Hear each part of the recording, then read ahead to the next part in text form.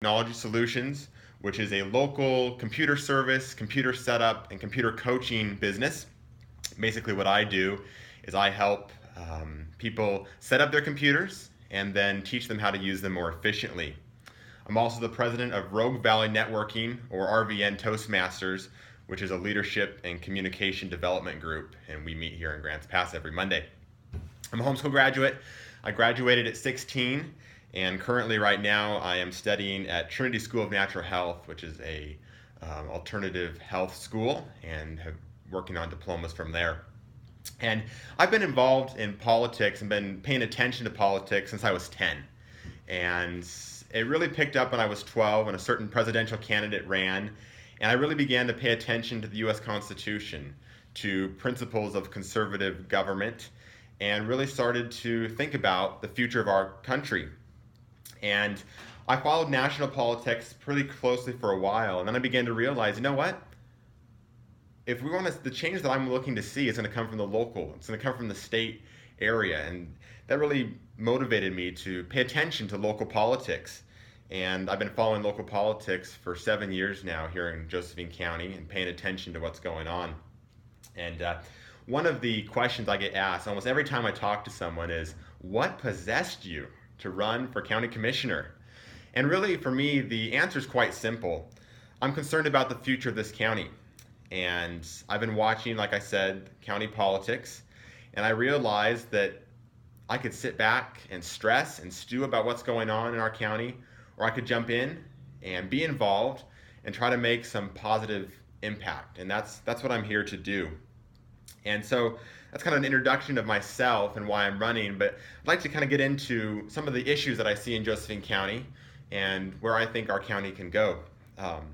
One of the biggest issues that I believe Josephine County faces is a communication issue. And I say that and people are like, well, why is it not revenue, or why is it not law enforcement? And really, I think it's because communication is central to community. It's central to our local government. And communication really affects leadership. And leadership affects the direction our county is heading. And so off of that, communication being the more central issue that I think our county is facing, there's three parts of my platform that I incorporate and that I'm very passionate about, and that's prosperity, safety, and freedom. And so first is prosperity. And I think about prosperity, I think about our business environment here in this community, and I believe that for the long-term future of this county, we need to have a good business environment.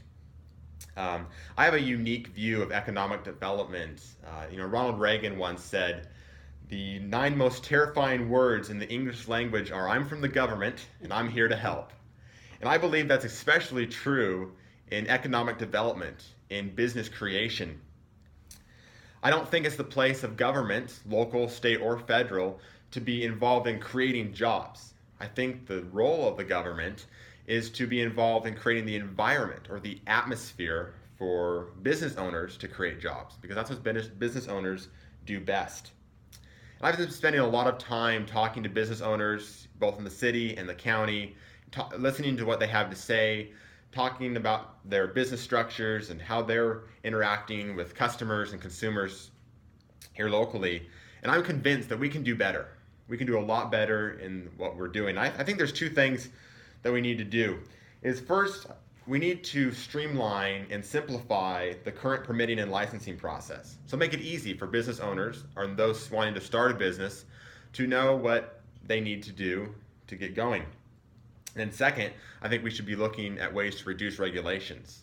I don't think that if the state has a regulation or the federal government has a regulation, I don't believe Josephine County needs to add additional regulations to that. And like I said, I don't think the county has any business in trying to create jobs, but I'm positive that the county can be involved in creating the atmosphere so that business owners can provide jobs in this community. Second issue I'm concerned about is safety. And I think that's a number one topic on everyone's mind, is how are we going to have a safe community? And I'm 100% committed to finding a long-term solution to our law enforcement issue. And that's the primary reason why I've been opposed to a levy and will continue to be opposed to a levy is because realistically, that's just a short-term band-aid. And law enforcement is a long-term funding, if I dare say, problem that we have to find funding for. And as I look at the levy, and as I look at going to the governor for financial assistance, I sit back and I think, really these are just short-term band-aids.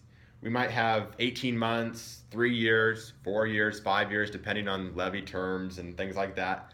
But then what? We're back to square one where we are right now if we don't find a long-term funding solution. And I believe that the long-term funding solution is the timber that we have in this county. We sit here in this studio, we can look outside these windows and we see timber. Now, obviously not all this timber is the timber that we actually should be using, but just the standpoint of, if we're to find a long-term funding solution, we have to use the assets this county has and use them efficiently. Another thing I think we can do in the meantime is our county owns 30,000 acres of land. 20,000 of that is harvestable timber and 10,000 of that is unusable. And I think we need to look at how can we maximize revenue from that 20,000 acres. I often think about it from the standpoint of a business or an individual. If you're falling across hard financial times, what are you going to do? You're going to look at ways to prioritize your spending. So look and say, okay, what kind of money am I spending on more non-essential things that I can put towards more essential things? And then you're going to look at, how can I bring in more revenue from the assets that I have? How can I maximize revenue? And I really believe the county needs to do the same thing. And I think that would be very helpful in funding our public safety issue. And then the final part of my platform is freedom. And this is something that motivates me to be involved. It's motivated me since I've started paying attention to local politics. And it's that belief that I believe that all governments, local, state, federal, they need to be vigilant to protect personal freedom. There's a Ronald Reagan quote that I've quoted before, and I use it quite consistently. I'd like to read it right now.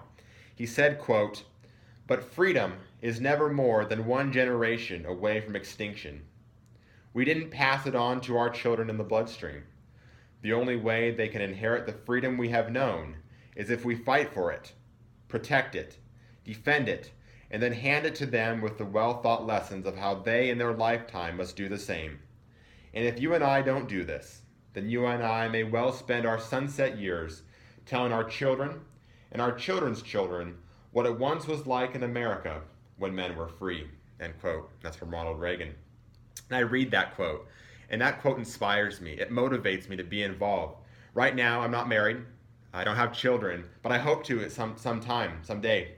And I don't want to be that father or that grandfather or that uncle that has to look my children and grandchildren in the eye and say, let me tell you what it was like. Let me tell you what America was like when men were free. And so I believe, if elected as commissioner, that's a priority for me. And I think it applies to local government, state government, federal government to fight for liberty, to protect it, to defend it, and hand it off to the next generation. And that really pushes me to be involved here and in local politics. And so just to kind of get back to why I'm running, I'm running because the future of this county is important to me. And I believe that the future of this county and of those living in it, it's worth fighting for. And I'm working as part of this campaign to bring fresh ideas, positive direction, and principled decisions to Josephine County. And that's what I'm trying to do. That's what motivates me. And I believe I'm very hopeful for this county and what we can do in it. And I'm excited about the future. And if anyone would like to find out more about me, they can visit my website, voteduarte.com. It's vote, DUARTE.com. I'd love to hear from people and answer any questions they might have. All right. Thank you very much, Nathaniel Duarte, Josephine County Commissioner candidate for Position 2 here on KAJO.